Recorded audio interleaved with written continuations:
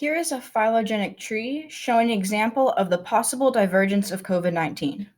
And now we're going to start on the far left of our screen where we have China. Wuhan, China is the spot where it is believed that COVID-19 started. And in terms of our diagram, this is going to represent the root, so where it starts.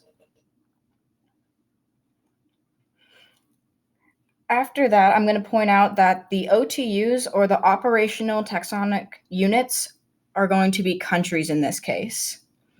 And we can tell that this is a rooted tree because it has nodes that allow us to determine the order of divergence.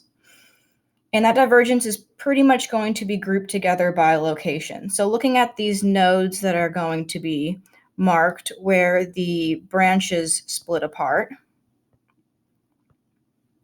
So internal nodes are between the root and leaves. So these yellow spots are nodes, and the countries on the far right are not internal nodes. Rather, these are going to be our leaves or external nodes. And these nodes are going to also help us determine what the common ancestor is. So let's say that we are seeing this first node right here.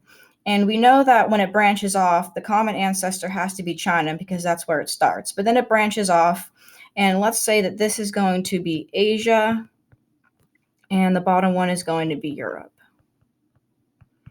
So it branches off, and then you have another node at Europe where it branches off. And this can be from the main continent countries versus the Nordic islands.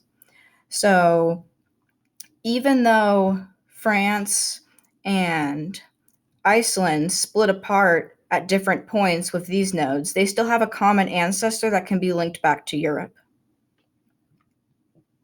And you might notice at the very bottom we have the United States. Now this is going to be our outgroup, and it is where it may have diverged earlier than the other countries. And this would show anagenesis since it went from China directly to the United States. And now the prefix ANA means that it's moving apart. So instead of going through the tree, it just goes apart at the very bottom and it diverges separately.